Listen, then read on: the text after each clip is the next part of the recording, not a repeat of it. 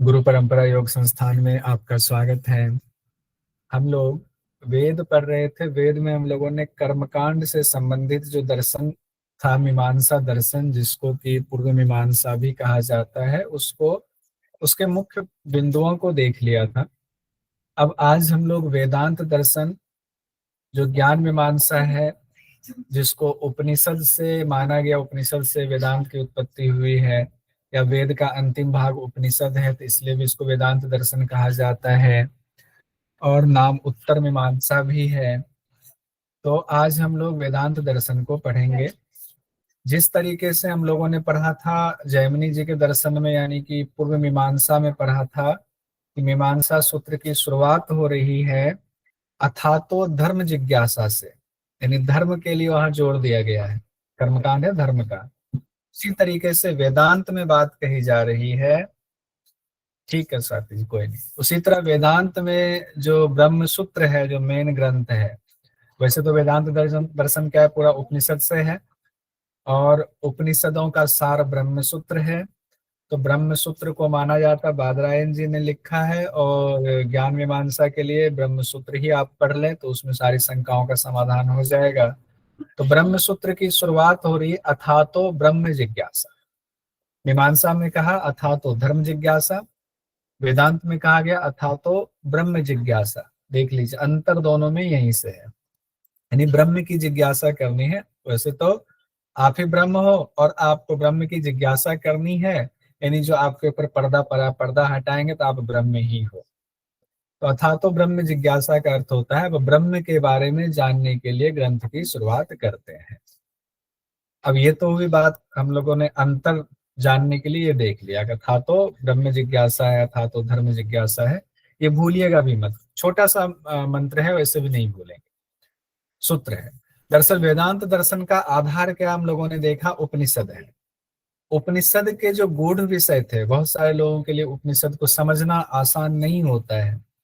तो उसमें कई बार हम लोगों ने भी पढ़ा है ना, 18 उपनिषद हम लोगों ने पढ़ा है, जिसमें से अगर 10 मुख्य उपनिषद को देखें, अगर 11वां जोड़ लें तो श्वेता सतर है, जिसमें देखा है कि हर उपनिषद में कुछ ना कुछ ऐसी बातें हैं जो हमारी सामान्य बुद्धि से ऐसा लगता है कि भेद है। एक में सृष्टि की रचना के बारे में कुछ कहा गया, दूसरे में कुछ कहा गया, हालांकि ब्रह्म के बारे में सब जगह एक ही बात आई हुई है।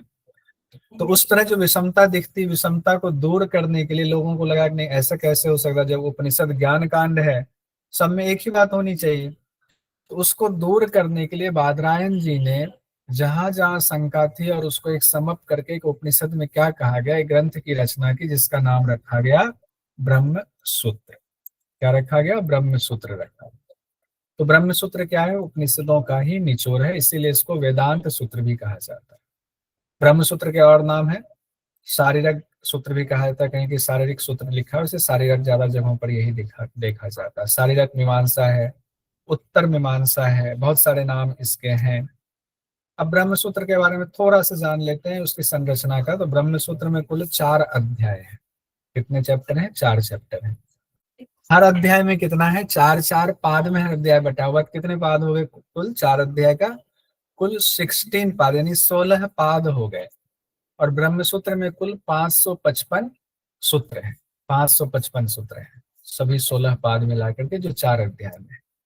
पहले अध्याय का नाम व्याख्याकारों ने दिया हुआ है समन्वयाध्याय, जिसमें ब्रह्म ब्रह्म की चर्चा है, ब्रह्म विषयक विचार क्या है उसके बारे में बताया गया है। फिर दूसरा अध्याय है जिसको कहा गया है अविरोधाध्याय। अविरोधाध्याय यानी कि वेदांत में जो विरोधी मत है उसका खंडन कहा गया नहीं, उपनिषद में कोई विरोधी मत नहीं है कि ये कुछ कह रहे वो कुछ कह रहे, कह एक ही बात रहे हैं, कहने का तरीका अलग है। उस चीज को क्लियर किया गया है ब्रह्म सूत्र में। तीसरा जो अध्याय है ब्रह्म सूत्र का, उसका नाम है साधन अध्याय। यानी साधना कैसे करेंगे, ब्रह्म की प्राप्ति करनी है तो साधना करनी पड़ेगी उस मुक्ति के लिए, उस मोक्ष को पाने के लिए, ब्रह्म होने के लिए। आप ब्रह्म तो हो, लेकिन ब्रह्म, हम सब ब्रह्म है, लेकिन फिर भी पता क्यों नहीं चल रहा है हम ब्रह्म है, उसके लिए साधना करनी पड़ेगी। साधना की चर्चा तृतीय अध्याय में है। और चौथे अध्याय में साधना से क्या फल होगा, यानी मुक्ति की, मोक्ष की जो अवस्था है उसकी चर्चा चौथे अध्याय में है, जिसको फलाध्याय कहा जाता है। अब हम लोग आते हैं सीधे, बहुत ज्यादा डिटेल में नहीं जाते हुए। वेदांत बहुत बड़ा ग्रंथ है, वैसे सारे ही जितने दर्शन हम लोग पढ़ रहे हैं सब बहुत विशाल है। हम लोग मुख्य बिंदु से देखते हुए जा रहे हैं। वेदांत का मुख्य विषय क्या है? जीव और ब्रह्म का संबंध क्या है? जीव और जो हम लोग हैं, जीव हैं, जीवात्मा है हमारे अंदर, हम लोग जीव हैं, हमारा ब्रह्म से क्या संबंध है? वेदांत का मुख्य विषय यही है। उसी की व्याख्या जब अलग अलग लोग करते हैं तो उसमें से अलग अलग बातें निकल कर सामने आती हैं। ये भी एक अद्भुत बात है। एक ही ग्रंथ है, एक ही ग्रंथ की व्याख्या, उसी सूत्र की व्याख्या अगर मान लीजिए कि पीयूष जी कर रहे हैं तो पीयूष जी कहेंगे अद्वैत वेदांत है। उसी की व्याख्या अगर मध्वाचार्य जी करेंगे तो कहेंगे द्वैतवाद है। एक बात कह रहा हूं, तो व्याख्या से सिद्धांत बदल जा रहा है।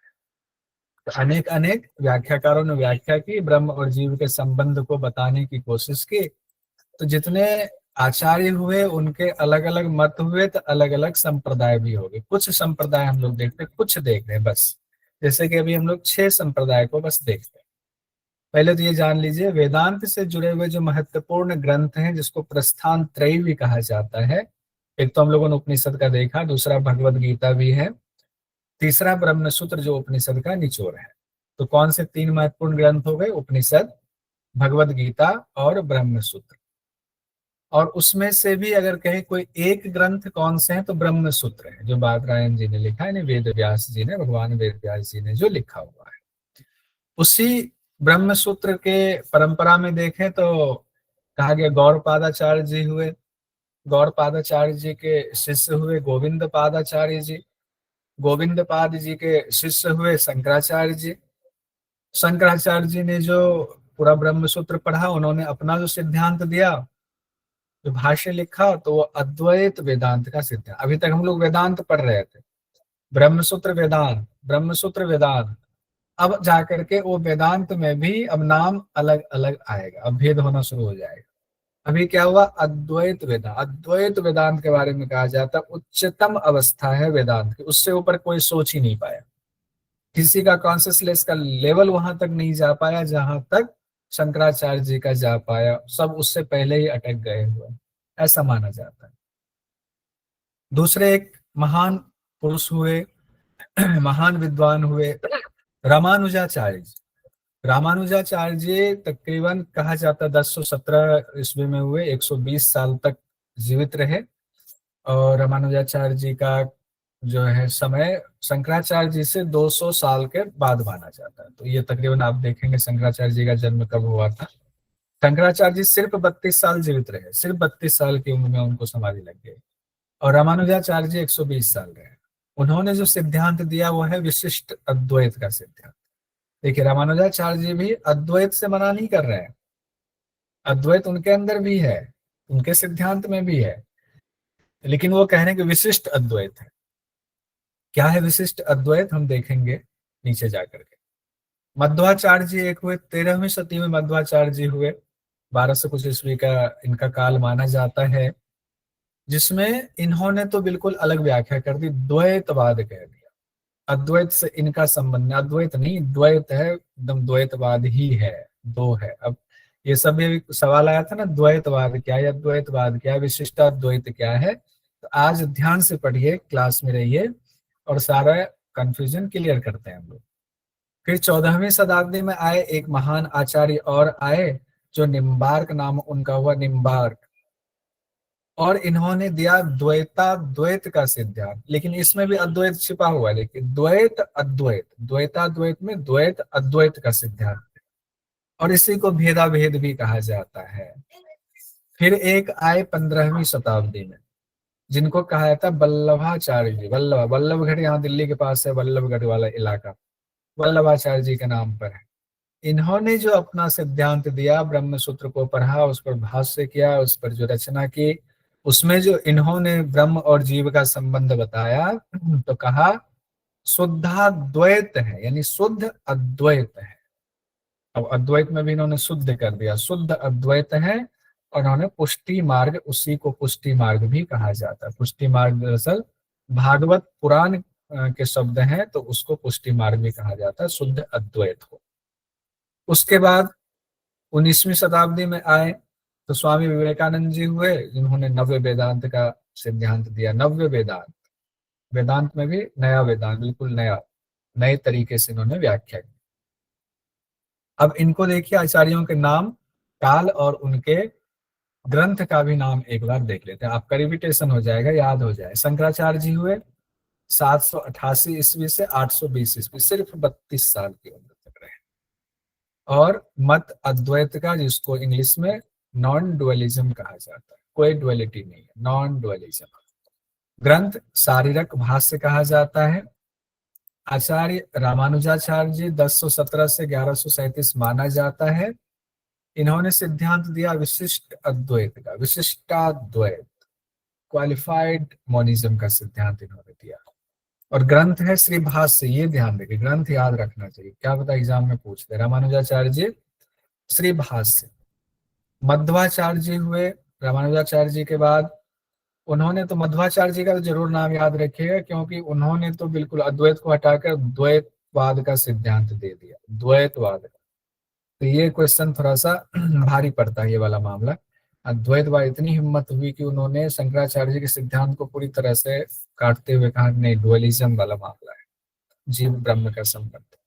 इनका जो भाष्य है जिसमें इन्होंने अपनी बात रखी है, पूर्ण प्रज्ञ भाष्य, पूर्ण प्रज्ञ भाष्य लिखा। फिर निम्बार्क जी हुए। निम्बार्क जी ने कहा द्वैता द्वैत का सिद्धांत है, डुअलिज्म कम नॉन डुअलिज्म, यानी द्वैत भी है और अद्वैत भी है। इन्होंने दोनों बात कह दिया। द्वैता द्वैत मतलब द्वैत भी है अद्वैत भी है, डुअलिज्म भी है कम नॉन डुअलिज्म हो गया। इन्होंने जो भाष्य लिखा, शास्त्र का नाम है वेदांत परिजात भाष्य। वेदांत परिजात भाष्य, परिजात एक फूल भी होता है, तो निम्बार्क जी को ध्यान रखिएगा, उस फूल, परिजात का फूल होता है ना, व्हाइट वाला, और रेड कलर की उसकी डंडी होती है, इतनी अच्छी खुशबू आती है, सुंदर होता है।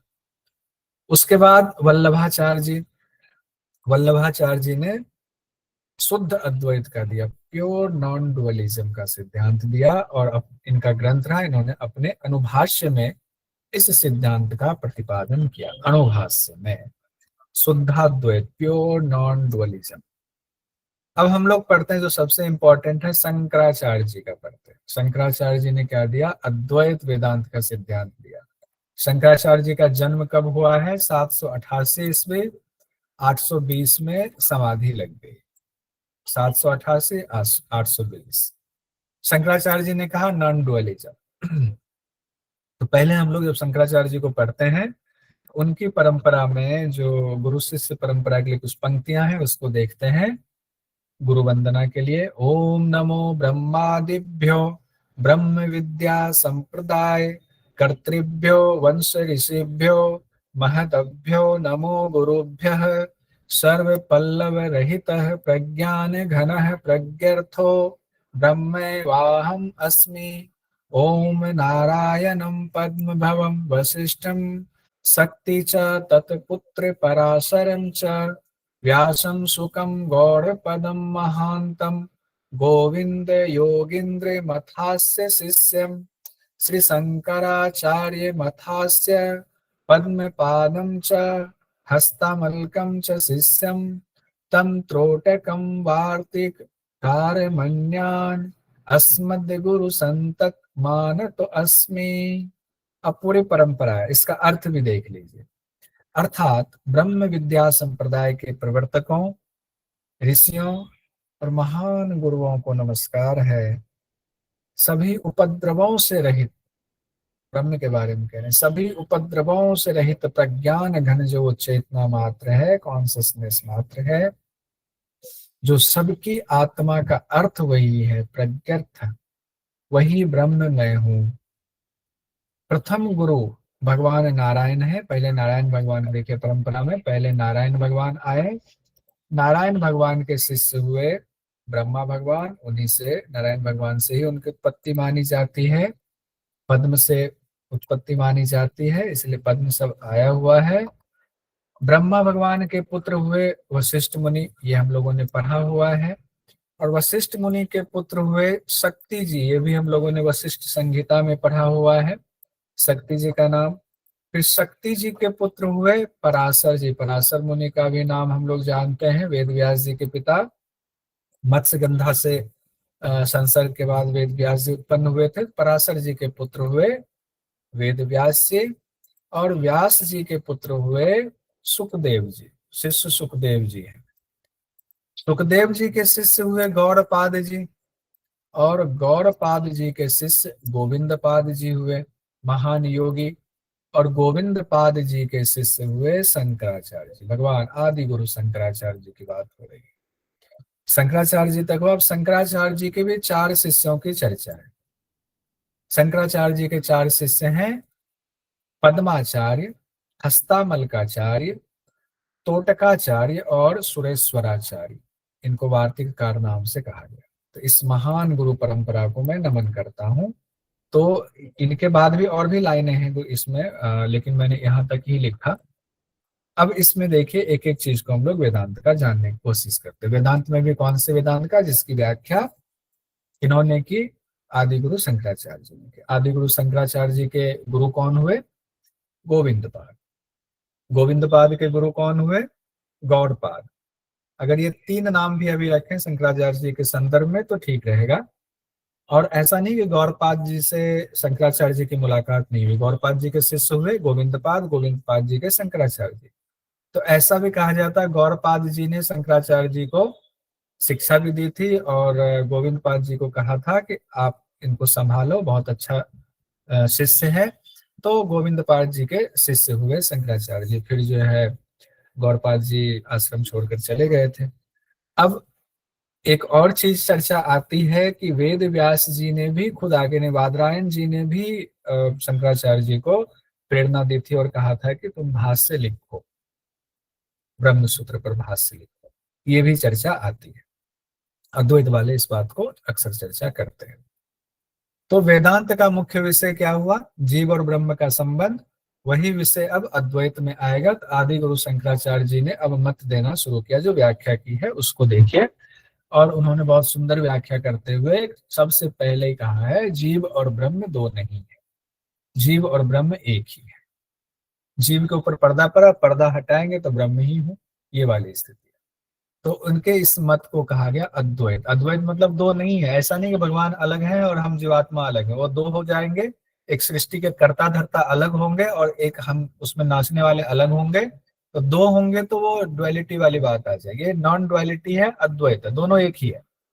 तब दो दिखता क्यों है उसकी भी चर्चा है। अब शंकराचार्य जी का जन्म कब हुआ? 788 ईस्वी में केरल के एर्नाकुलम में हुआ।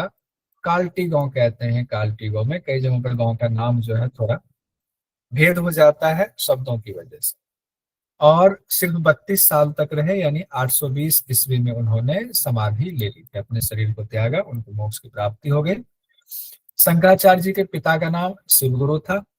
माता उनकी थी अयंबाबाई। शिवगुरु और अयंबा माता थी, अयंबा ऐसी माता, ऐसे पुत्र को जन्म दिया। 8 वर्ष की आयु में ही संन्यास ले लिया था। कहानी सब लोगों को पता ही होगा, कहानी इसमें इंक्लूड करेंगे लंबा हो जाएगा, कहानी को रहने देंगे। कैसे मगरमच्छ वाली जो कहानी। तो 8 साल की उम्र में ही इन्होंने संन्यास ले लिया था। और शंकराचार्य जी ने एक ये जानकारी भी दे देते हैं, 4 मठों की स्थापना की थी। 4 मठ में अपने शिष्यों को वहां पर जिम्मेदारी दी थी।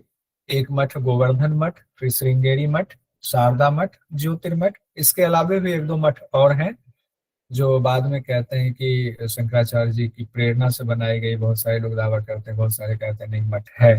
लेकिन इस 4 मठ की चर्चा सबसे पहले आती है। गोवर्धन मठ जो पुरी में है, उड़ीसा में, ऋग्वेद से संबंधित है, ऋग्वेद की शाखा से संबंधित है। और वहां जो सन्यासी होते हैं, जो सन्यास लेते हैं, उस परंपरा में, गोवर्धन मठ की परंपरा में, उनकी उपाधि लगाई जाती है आरण्य की उपाधि, आरण्य उपाधि। उसी तरीके से दूसरे मठ पर आते हैं जो यजुर्वेद से संबंधित है, श्रृंगेरी मठ। श्रृंगेरी मठ के माध्यम से जितने देश भर में आश्रम होंगे उस मठ से जुड़े हुए, जो कि श्रृंगेरी मठ रामेश्वर कर्नाटक में है, उसके जो सन्यासी होंगे उनके नाम के पीछे सरस्वती लगेगा, भारती लगेगा या पूरी लगेगा। तो जनरली सरस्वती, जैसे मान लीजिए मैं शिवानंद आश्रम गया, तो शिवानंद आश्रम में जितने थे शिवानंद सरस्वती है और सरस्वती जुड़े हुए हैं, तो इसका मतलब आप समझ जाएं कि वो श्रृंगेरी मठ के सिद्धांतों का पालन कर रहे हैं। श्रृंगेरी मठ के सिद्धांतों का इस वेद से जुड़ा है, यजुर्वेद से। अब आते हैं शारदा मठ, जिसको कालिका मठ भी कहा जाता है, द्वारकापुरी में है। सामवेद से की परंपरा वाले हैं और इनकी उपाधि में कहा गया है तीर्थ और आश्रम इनकी उपाधि में लगता है। चौथे मठ की बात आते हैं जो बद्रीनाथ में है, ज्योतिर्मठ।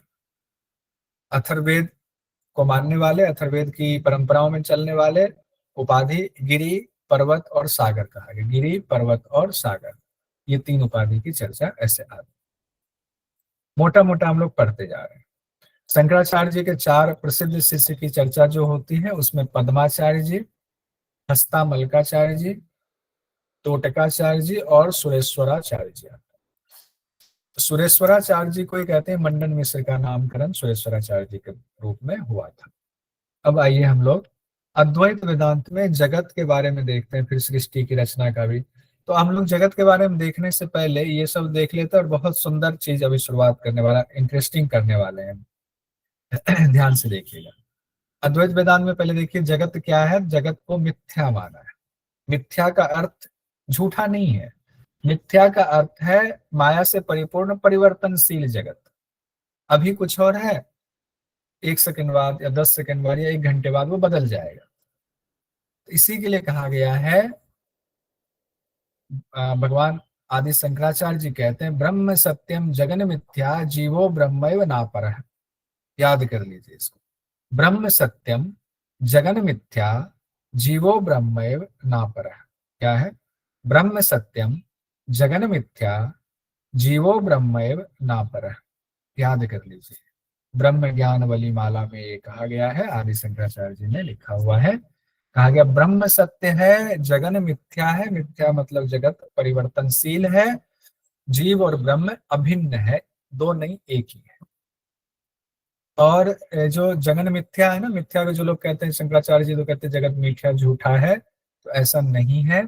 शंकराचार्य जी ने इस मिथ्या के बारे में अलग से व्याख्या, कई ग्रंथ उन्होंने लिखी है, अलग से व्याख्या किया हुआ है। तो जो अद्वैत के जानने वाले हैं वो बड़ी नाराज होते हैं कि कैसे गलत व्याख्या कर रहे हैं आप, तो ऐसा नहीं करना चाहिए। अब एक बहुत इंटरेस्टिंग चीज पर हम लोग पहले आते हैं, बाद में जो चीजें हम पीछे ऊपर छोड़ दिया उस पर बाद में आएंगे।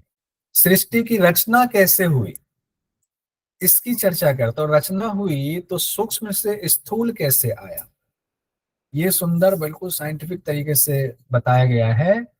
एक तो कहा गया सृष्टि और प्रलय का चक्र निरंतर चलता रहता है, स्वाभाविक रूप से वो चलता रहता है।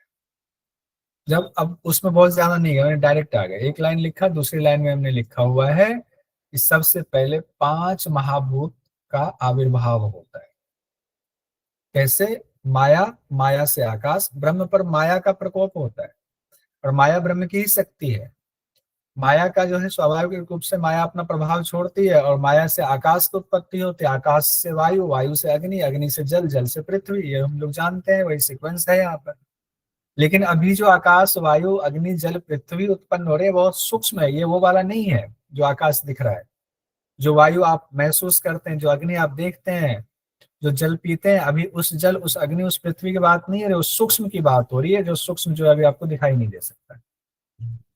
फिर ये सारी तत्व जो आए, सब पांचों तत्व मिले, यानी इनका जो सूक्ष्म रूप में था, ये सूक्ष्म रूप का मिलन हुआ। जब इन सूक्ष्म रूप का मिलन हुआ तो इससे स्थूल पंचभूतों की उत्पत्ति। तो सूक्ष्म से स्थूल की प्रक्रिया तक जो आने में जो समय लगा, उसका एक नाम दिया गया पूरी प्रक्रिया का, उसको कहा गया पंचीकरण की प्रक्रिया। क्या कहा गया? पंचीकरण की प्रक्रिया कहा गया। पंचीकरण क्रिया के द्वारा सूक्ष्म स्थूल रूप में परिवर्तित हो गया। अब पंचीकरण क्रिया क्या है?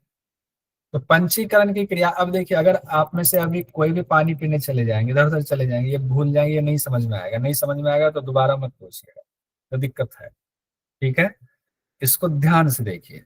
पंचीकरण क्रिया क्या होती है कि हम आप कैसे उत्पन्न, हम आप दिख रहे हैं, पानी जो हम पी रहे हैं, अभी आपको पता चलेगा कि पानी में आग भी है। जैसे 5 तत्व ये सूक्ष्म रूप में, स्टेप 1 हमने लिखा हुआ है, इसमें सूक्ष्म रूप में पांचों तत्व हैं। आकाश सूक्ष्म रूप में 100%, वायु 100%, अग्नि जो भी तत्व है पूरा संपूर्ण है, सूक्ष्म रूप में सही पूर्ण है, उसमें कोई मिलावट नहीं है, शुद्ध है अभी वो पहले पहले उत्पन्न हुआ है। अब देखिए वो धीरे धीरे कैसे पंचीकरण होता है, पहले वो बंटता है, जैसे आकाश दो भाग में बट गया, वायु भी दो भाग में बटा, अग्नि भी दो भाग में, जल भी दो भाग में, पृथ्वी भी दो भाग में, बिल्कुल 20 से 50-50% हो गया।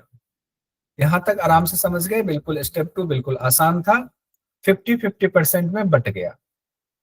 अब यहाँ देखिए 3 स्टेप्स को एक साथ, पहला स्टेप समझ गए, दूसरा स्टेप्स आपने देख लिया, 50-50 में बट गया सब। तीसरे स्टेप्स में देखिए सबका जो नीचे का 50% है वो बचा हुआ है, ऊपर का जो 50% है वो 4 भाग में बट गया, 12.5%, 12.5%, 12.5, 12.5, यानी 12.5, 12.5 करके 4 भाग हो गया हुआ है सबका, आकाश का भी, वायु का भी, अग्नि का भी, जल का भी, पृथ्वी का भी। ये मैंने बनाया हुआ है, मैं बहुत ढूंढा, कहीं ग्राफिक्स नहीं मिला, कल 3-4 घंटे लगे, 12 बजे रात तक मैंने इसको बनाया इसलिए तो जिज्ञासा थी कि इसको अच्छे से समझा जाए। 3 स्टेप्स आप समझ गए। अब देखिए इसमें, अब यहां से देखिए, आकाश 50% तो है, वायु 50%, अग्नि 50%, जल 50%, पृथ्वी 50%, ऊपर के जितने 50% है चार चार भाग में चारों का बट गया हुआ है।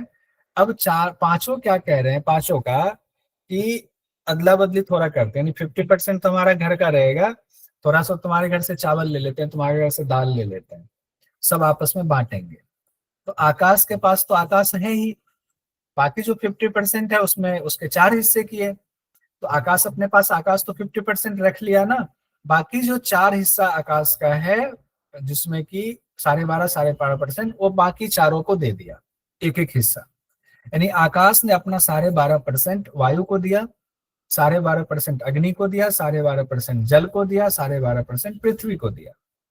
इसी तरीके से वायु ने भी बाकी चारों को दिया, अग्नि ने भी बाकी चारों को उतना ही दिया, जल ने भी उतना ही दिया। ऐसा नहीं कि किसी ने दाल 1 कटोरी दे तो दूसरे ने कहा नहीं हम तो बड़े उदार हैं, 2 कटोरी दाल दे देंगे तुमको, ऐसा नहीं, सबने बराबर दिया। अच्छा 1 कटोरी नियम बनाया, एक ही कटोरी देंगे, यानी 12.5% ही अपना हिस्सा हम उसमें से देंगे। सबने 12.5, 12.5 एक दूसरे को दे दिया। अब आकाश में अगर आते हैं, यहाँ समझिए हमने कलर, जिसका जो कलर है वही कलर लिखा हुआ है यहाँ पर, कि आकाश का अपना 50% था ही, बाकी 50% में आकाश के अलावे जो 4 तत्व हैं वो बटे हुए, देखिए वायु 12.5, अग्नि 12.5, जल 12.5, पृथ्वी 12.5%। अब फिर भी गिनेंगे तो 100% ही है, लेकिन इसके 50% में बाकी चारों तत्वों के 12.5, 12.5% गुण आ गए। अब वैसे ही वायु, अग्नि, जल और पृथ्वी में हुआ है। जैसे ही ये क्रिया हुई, अब जाकर के आकाश भी दिखने लगा, उत्पत्ति हो गई, वायु भी महसूस होने लगा, स्थूल रूप में आ गया, अग्नि भी स्थूल रूप में, जल भी स्थूल रूप में, पृथ्वी भी स्थूल रूप में आ गया। अब यहां से दिखने लगा। अब मान लीजिए अभी जो हम पानी 1 गिलास पीते हैं, 200 मिलीलीटर अगर पानी हमने पिया, तो उस 200 मिलीलीटर में 100 मिलीलीटर तो आपका पानी है, जल है, बाकी के 100 मिलीलीटर में 25 मिलीलीटर आपका आकाश है, 25 अग्नि है, 25 वायु है, 25 पृथ्वी का अंश है। अब इस नजरिए से देखिए वेदांत का यह सिद्धांत है पंचीकरण का। क्लियर है? किन्हीं को समझ में नहीं आया तो जल्दी से पूछ लीजिए। तो अब जब आप पानी पिए, वायु लें, पृथ्वी पर चले, तो उसमें आप समझ जाएंगे कि क्या स्थिति है। 1/2 भाग किसी भी पंच महाभूत में 1/2 भाग उसका अपना है, और बाकी के चारों तत्व 1/8 भाग, 1/8 भाग बाकी के चारों तत्वों का भी उसमें समावेश है। अब हम लोग, सर ये सिद्धांत किसका है, माने सिद्धांत शंकराचार्य जी का सिद्धांत है, अद्वैत वेदांत का सिद्धांत। ठीक है, अद्वैत वेदांत। यही तस्वीर मैं जब शिवानंद आश्रम गया था, तो वहां जो स्वामी जी पढ़ा रहे थे, उन्होंने बोर्ड पे ऐसे ही बनाकर पढ़ाया था। कल मैं सोच रहा था उन्होंने कैसे बनाया था, कैसे बनाया था, तो मुझे याद ही नहीं आ रहा था। आखिरकार मैं थोड़ी देर बैठा रहा, ध्यान किया, तब आया कि नहीं ऐसे उन्होंने पढ़ाया था, तो मैंने एज इट इज उसको तस्वीर बना लिया। तो ये क्रेडिट गोज टू शिवानंद आश्रम ऋषिकेश। अब स्वामी जी का नाम अभी मुझे याद नहीं आ रहा, नहीं तो उनका नाम मैं जरूर यहाँ पर लेता। याद आएगा तो मैं वीडियो में जरूर डालूंगा कि उन्हीं से मैंने लिया हुआ है ये बात समझाने का तरीका। अब हम लोग जगत में आते हैं। देख लिया हम लोगों ने जगत की रचना कैसे हुई, और जगत के बारे में शंकराचार्य जी कहते हैं कि ब्रह्म सत्यम जगन मिथ्या, यानी कि ब्रह्म सत्य है और जगत जो आभास हो रहा है वो परिवर्तनशील है। जगत को मिथ्या नहीं कहा है, व्यवहारिक रूप से जगत को बिल्कुल सत्य माना, जगत को बिल्कुल माना है कि हाँ रियल है जगत, लेकिन व्यवहारिक रूप से, वैसे आध्यात्मिक रूप से जगत परिवर्तनशील है। उसी के लिए शंकराचार्य जी ने विवर्तवाद का सिद्धांत दिया। विवर्तवाद के सिद्धांत को हम लोग नीचे भी देखेंगे, यहाँ 2 लाइन में देखते हैं कि पूरा जगत ब्रह्म का विवर्त है। विवर्त मतलब विक्षेप है। जिस तरह सांप है तो रस्सी में सांप की प्रतीति होती है, उसी प्रकार से अविद्या हमारे अंदर आने की वजह से इस जगत का आभास होता है, उसकी प्रतीति होती है। तो माया ब्रह्म की शक्ति है, और किसकी वजह से हो रही है ये सब कुछ? माया के वजह से हो रहा है। माया को ही अविद्या कहा है, अविद्या अलग नहीं है, माया को ही अविद्या अज्ञान नाम से अद्वैत वेदांत में शंकराचार्य जी ने कहा है। यहाँ 2 चीजें बात आती है, एक आवरण, एक विक्षेप। यानी अविद्या का आवरण आया, आवरण आते ही मान लीजिए कोई टॉर्च चल रहा है, उस पर एक पर्दा डाला, ऐसा पर्दा डाला कि उसमें इतने सारी तस्वीरें बनी हुई हैं कि वो रोशनी की वजह से वो तस्वीरें आपको कमरे में दिखने लगी। पर्दा हटाया, वो तस्वीर गायब हो गई। यही उदाहरण। तो ये एक हो गया आवरण, दूसरा हुआ विक्षेप। वही विवर्तवाद का सिद्धांत कहा जाता है, लेकिन उसको फिर हम लोग आध्यात्मिक नजरिए से देखेंगे। अब देखिए इसमें छांदोग्य उपनिषद का एक मंत्र लेकर के अब अद्वैतवाद में समझाया जाता है। सर्वम खलविदम ब्रह्म तज्जलानीति शांत उपासित। हो सकता है एग्जाम में आए, बहुत मशहूर ये वाक्य है, सर्वम खलविदम ब्रह्म।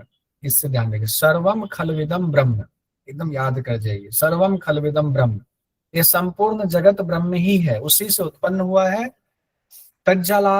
तज्जलानीति शांत उपासित, उसी में स्थित है, अंत में उसी में लीन हो जाना है। उत्पन्न जिससे हुआ उसी में क्रिया हो रही है, उसी में लीन हो जाना है। अब ब्रह्म को साबित करने के लिए कि भाई ब्रह्म एक ही है, वही आप भी ब्रह्म ही हो, तो शंकराचार्य जी कहते हैं जो सत्ता आपको दिख रही है, जो हम लोग सत्ता मानते हैं, एक सत्ता मानते हैं, जो दुनिया दिख रही है सत्ता है। एक स्वप्न में भी एक सत्ता होती है, आज तुम राजा बन गए, या आज हम भिखारी हो गए, या आज हमें बहुत अच्छा हुआ। और एक सत्ता परमार्थिक सत्ता होती है। जो ये सब चीजें हमें भासती है, उसके लिए शंकराचार्य जी ने पूरे सभी सत्ताओं को 3 भाग में बांटा है, 3 प्रकार की सत्ता माना है। तब उस सत्ता को मान करके फिर ब्रह्म की उसका उदाहरण देते थे। पहले कहा है उन्होंने, प्रतिभाषिक सत्ता होती है, व्यवहारिक सत्ता होती है, परमार्थिक सत्ता होती है। ये सब ये अविद्या की वजह से ही है। अपियरेंट एग्जिस्टेंस, प्रैक्टिकल एग्जिस्टेंस और सुप्रीम एग्जिस्टेंस। प्रातिभाषिक सत्ता, ये शब्द बहुत इंपॉर्टेंट हो सकता है एग्जाम में आ जाए। व्यवहारिक सत्ता और परमार्थिक सत्ता, शंकराचार्य जी ने कितने भाग में बांटा है सत्ता को? 3 भाग में। जिसमें प्रातिभाषिक सत्ता का अर्थ होता है कि जैसे स्वप्न में हमने कोई विषय देखा, उस समय तक, जब तक स्वप्न है तब तक वो सच लगता है। जैसे हम जागृत होते हैं, जागते हैं, स्वप्न खत्म, उसका अनुभव भी खत्म हो जाता है, उसका निवारण भी खत्म हो जाता है। जो हम अब तक स्वप्न में अच्छा मान रहे थे, ये हो रहा है, ये हो रहा है, अच्छा बुरा, अगर स्वप्न में कोई ऐसी चीज देखी जिससे डर हुआ, तो पसीना भी स्वप्न में आता है, लोग चीखने भी लगते हैं, तो वो हुआ प्रातिभाषिक सत्ता।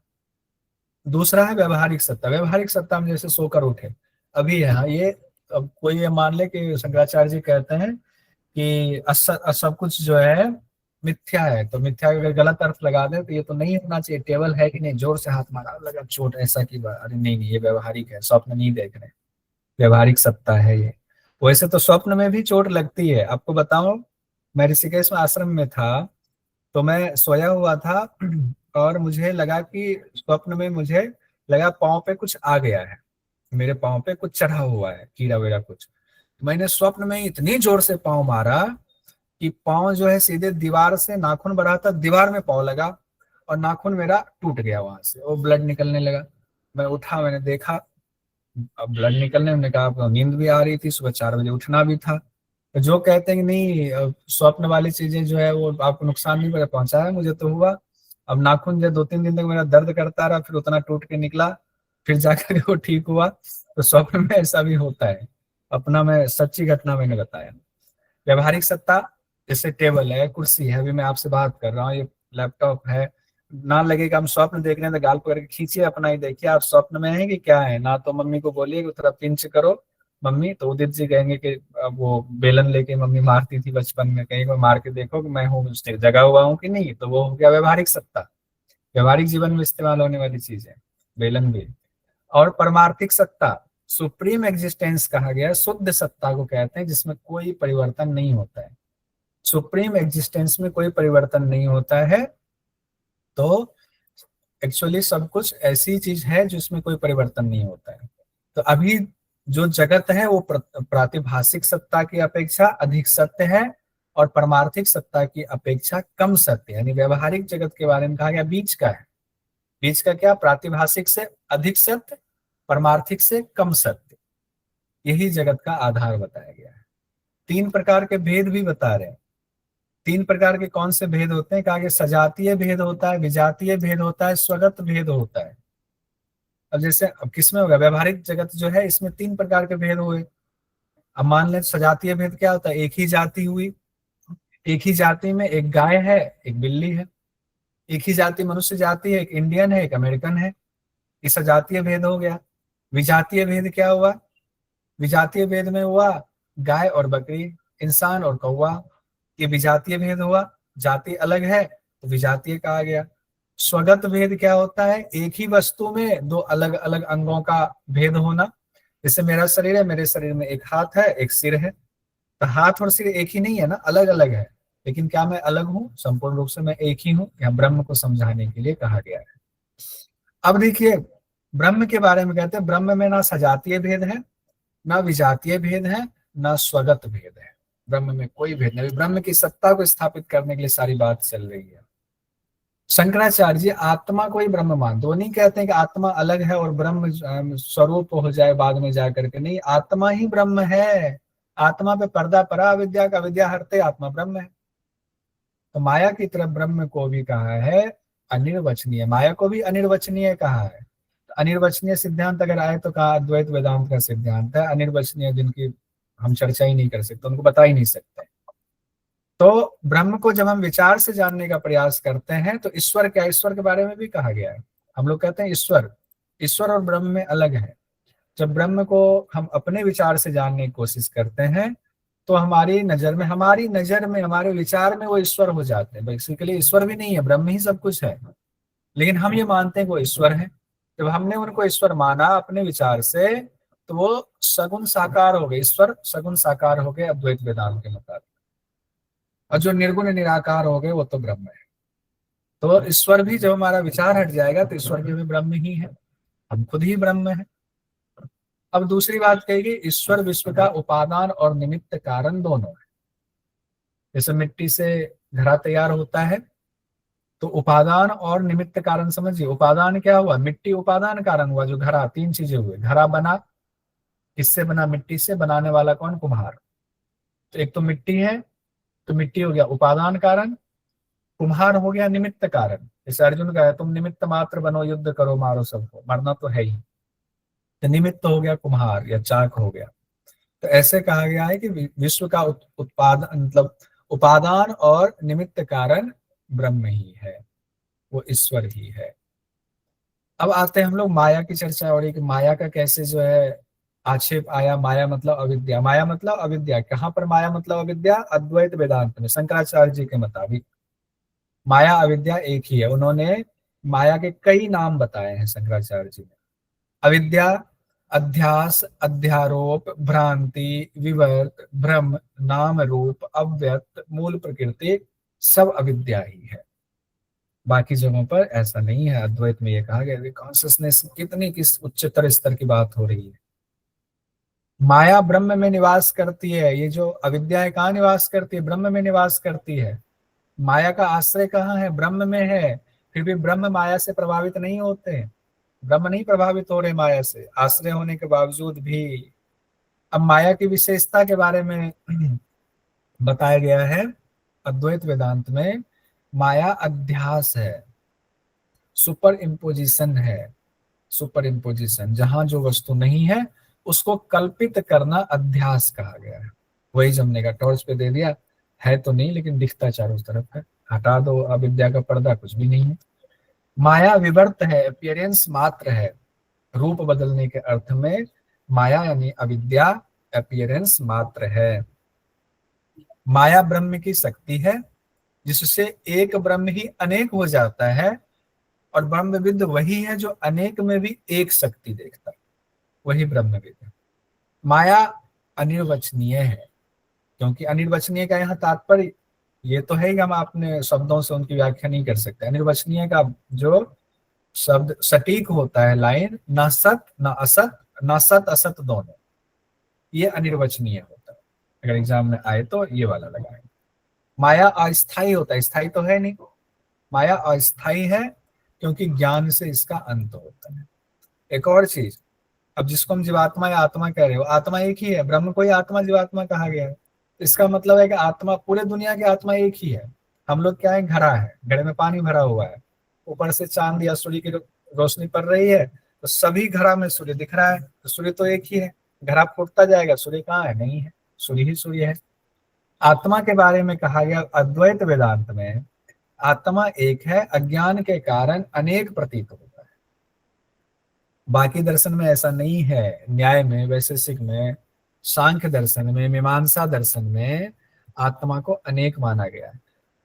और सांख्य ने तो कहा है साफ साफ कि अगर आत्मा एक होगी तो उदित जी हाथ उठाएंगे तो हमारा भी हाथ उठना चाहिए, सबकी आत्मा एक है। तो उसके जवाब में अद्वैत वेदांत में कहा गया है कि भाई सब में सतरज तम बाकी गुण है, उसके हिसाब से सबका व्यवहार होता है, भले आत्मा अलग अलग हो।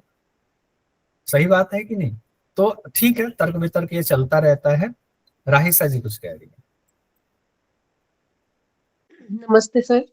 सर नमस्ते। मैं ये जानना चाह रही थी, हर दर्शन में एक चीज बताई है कि एक सत्य है और उसमें चेंज होने पे दूसरा आता है, बट ऐसा होता क्यों है? ये आंसर किसी भी दर्शन में नहीं हुआ। जैसे सांख्य में है तो वहां पे पुरुष प्रकृति के बारे में बताते हैं, तो वो प्रकृति का वो है, उसको है पिछली सर क्लास में इसका आंसर? नहीं है आंसर, ये जी आंसर सर, पहले एक बार भी बता दीजिए।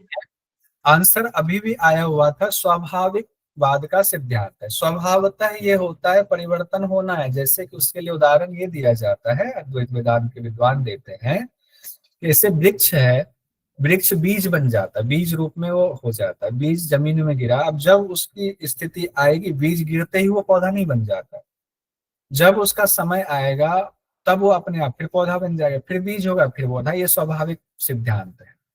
ये स्वाभाविक सिद्धांत उसी तरीके से सृष्टि का रचना और लय स्वाभाविक सिद्धांत है। सिंपल सी बात है, ये अद्वैत में ये है स्वाभाविक सिद्धांत।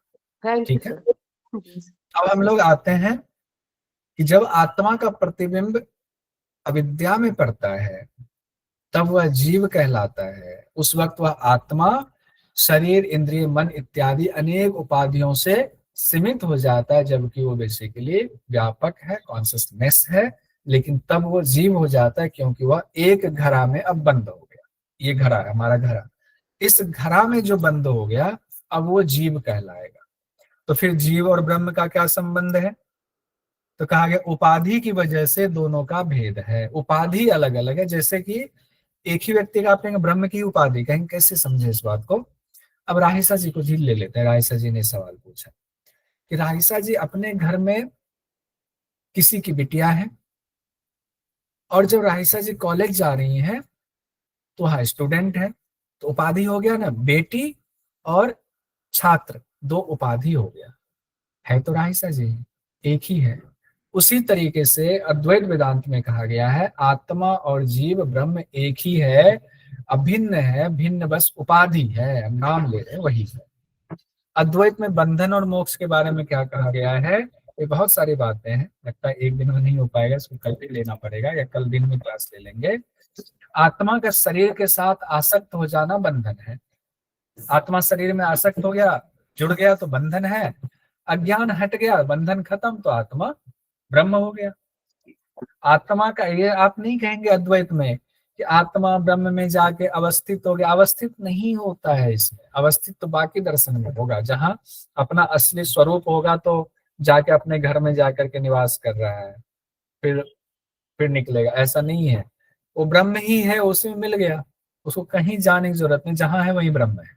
और ब्रह्म खंडित हो जाएगा कहीं जा करके वो मिलता है। दो वाक्य पर अब चर्चा करते हैं हम लोग। अब चर्चा आया ना कि बंधन और मोक्ष। बंधन है अज्ञान की वजह से, अज्ञान हटा तो मोक्ष है। अज्ञान हटेगा कैसे? पैसा चाहिए। लीजिए, अद्वैत की बात हो रही है और यहाँ द्वैत की चर्चा चल रही है। तो यहाँ दो वाक्यों की चर्चा है। तत्त्वम असि, तत्त्वम असि, तत्त्वम असि। हम लोगों ने तत्त्वमसि, तत्त्वमसि तत्त्वम असि, तुम वही हो। और एक हम लोगों ने पढ़ा है अहम ब्रह्मास्मि। वैसे तो कई वाक्य हैं जो बहुत महत्वपूर्ण है अद्वैत वेदांत में, दो का भी हम लोग लेते हैं, दो तीन वाक्य ऊपर देखा हम लोगों ने। तत्त्वमसि, तत्त्वमसि तुम वही हो, ये आदेशात्मक वाक्य है। जैसे हमने कहा, मान लीजिए हम नेहा जी को कहें, नेहा जी आप नेहा नहीं हो, आप वही आप तो ब्रह्म हो, तत्त्वमसि तुम वही ब्रह्म हो।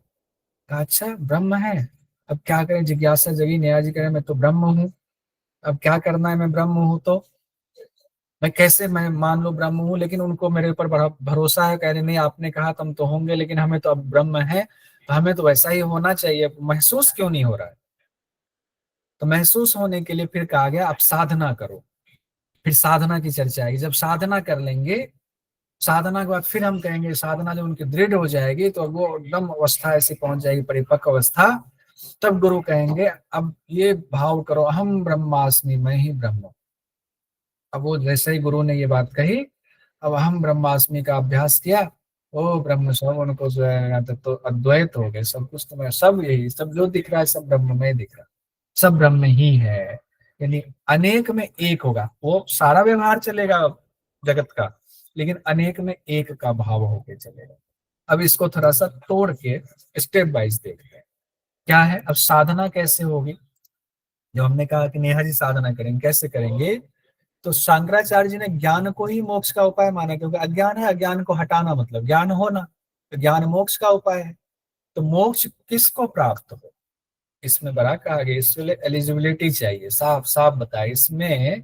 अद्वैत में बहुत साफ साफ कहा गया, हु इज एलिजिबल फॉर मोक्ष, अटेन द ब्रह्म।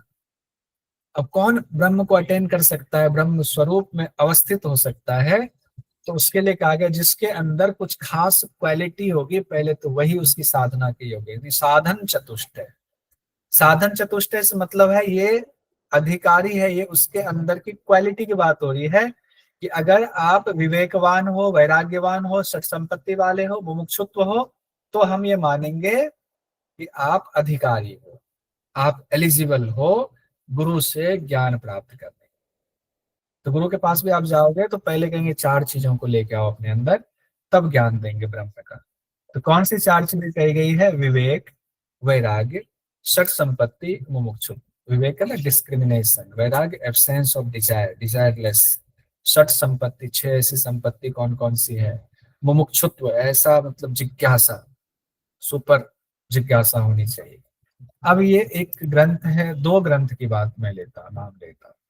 एक है तत्वबोध जो शंकराचार्य जी ने लिखा हुआ है, तत्वबोध, और एक है विवेक चूड़ामणि उपनिषद, दोनों नाम आप लोगों ने सुना होगा। दोनों ही ग्रंथ में विवेक, वैराग्य, सठ संपत्ति, मुमुक्षुत्व की चर्चा है। और जब हम लोग अलग अलग स्कूल्स के बारे में पढ़ते हैं तो उसमें ज्ञान योग जब पढ़ते हैं वहां भी इसी बात को पढ़ते हैं। तो यहाँ आपका हो जाएगा, वहां आपको आसानी होगी। एक सेकंड, हाँ, वहां आसानी होगी। विवेक के बारे में कहा गया, क्या है विवेक? तो तत्वबोध में कहा गया नित्या नित्य वस्तु विवेक, नित्या नित्य वस्तु विवेक, ये विवेक यानी कि साधक को कहते हैं अधिकारी, हमें हमारे अंदर ये क्वालिटी होनी चाहिए तभी हम ज्ञान के अधिकारी गुरु के पास जाके ज्ञान प्राप्त कर लेंगे। कौन से विवेक? कैसा विवेक? जो साधक नित्य और अनित्य वस्तु का भेद करने में सक्षम है, उसकी क्षमता है, ऐसा विवेक बुद्धि है उसकी कि नित्य अनित्य का भेद वो जानता है, कर लेता है, वो विवेकशील है। विवेक हो गया। कौन है जो डिजायरलेस है? वैराग्य कैसे माना जाए कि कौन वैरागी है? इहा मूत्रार्थ फल भोग विराग। इहा मूत्रार्थ फल भोग विराग मतलब कि जो इहलौकिक और परलौकिक भोग हैं, इहलौकिक और परलौकिक भोग, यानी लौकिक जो ये संसार के भोग हैं, परलौकिक जो स्वर्ग वगैरह जो हम सुनते हैं ऐसे भोग हैं, उनकी इच्छा का जिन्होंने नाश कर दिया है। ये योग दर्शन से जोड़िए लौकिक परलौकिक भोग को। कौन सा हो गया, कौन सा वैराग्य हो गया? अपर वैराग्य वाली बात हो गई, है ना। अपर वैराग्य वाली, किन्हीं को सूत्र याद है अपर वैराग्य वाला? Yes sir. पुरुष खच्चर द्रष्टानुसर्विक गुण विषय वितृष्ण वशीकार संज्ञा वैराग्यम। हाँ, विषय वितृष्णस्य, तृष्णा का अभाव हो जाना, वशीकार संज्ञा वैराग्यम कहा गया। दृष्टानुश्रविक विषय वितृष्णस्य वशीकार संज्ञा वैराग्य। दृष्ट और अनुश्रविक, दृष्ट कहा गया लौकिक, अनुश्रविक कहा गया परलौकिक भोग। उससे जब आपकी तृष्णा का अभाव हो जाए तो वही वैराग्य है, एब्सेंस और डिजायर है, डिजायरलेस की स्थिति है।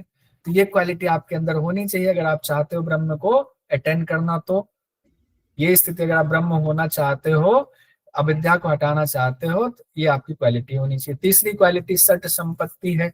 एक लाइन में देख के 2 मिनट में शालिनी जी आ रहा हूं। सट संपत्ति तीसरा कहा गया, तीसरी क्वालिटी आपकी होनी चाहिए समादिश, समाधि शतक संपत्ति। समाधि शतक संपत्ति है। सम आदि 6 संपत्ति बाद में फिर नाम बताए गए हैं। सम दम उपरति तितिक्षा और श्रद्धा। सम दम उपरति तितिक्षा श्रद्धा, सम दम उपरति तितिक्षा श्रद्धा, ये क्वालिटी भी होनी चाहिए उस साधक में। सम के लिए कहा गया मनोनिग्रह, यही सम है। दम के लिए कहा गया इंद्रियों का निग्रह। सम मनोनिग्रह, दम इंद्रियों का निग्रह, ये अंतर हो सकता है एग्जाम में आना जाए।